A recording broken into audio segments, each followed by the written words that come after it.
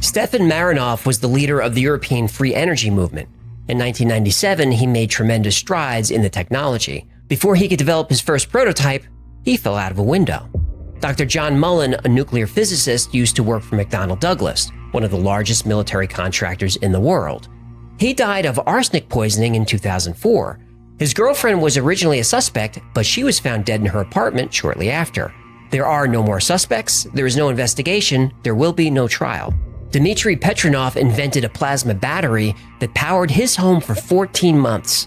In 2010, he went to a bakery and was never seen again. Zachary Warfield was another inventor who developed his own plasma battery. Warfield visited Petronov to exchange information. That same year, Warfield died in a strange boating accident in Washington, D.C. Eugene Molov was a physicist and expert in cold fusion. He claimed he had a working prototype of a free energy device. In 2004, the day before he was to make a public announcement about his findings, he was beaten to death. Ari Dagos actually patented free energy technology based on the zero-point field. In 2007, he was about to get on a flight to meet investors who were going to fund his research. He was found dead in his car at the airport. Rory Johnson created a cold fusion laser-activated magnetic motor that generated over 500 horsepower. He planned a public demonstration of 4 vehicles equipped with this magnetron motor.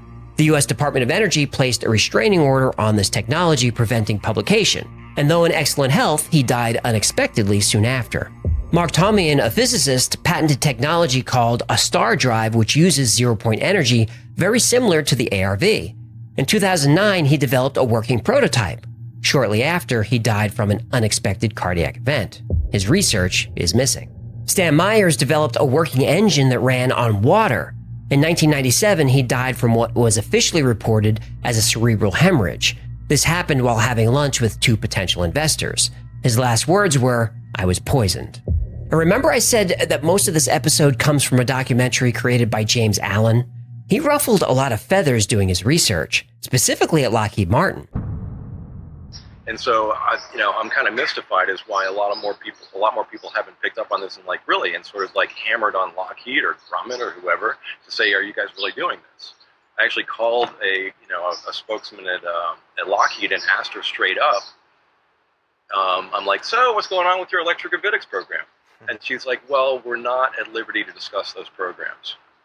And I'm like, really, why not? And she's like, well, it might threaten our competitive advantage. And I really wish I'd gotten that on film or tape.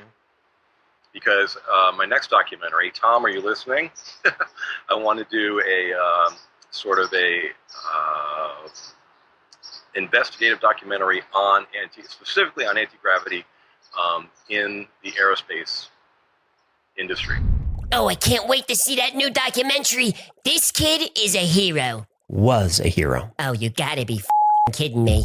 While still editing the film, before it was even released, James Allen was diagnosed with an aggressive form of cancer. He was dead in 3 months. I'm so angry right now. That interview clip I showed was from 6 weeks before his cancer diagnosis. Did he look sick to you? No, he did not. Autopsy results revealed an unbelievably aggressive tumor that usually occurs in patients with cancer for years, not weeks. And his blood contained 12 heavy metals and radioisotopes at toxic levels.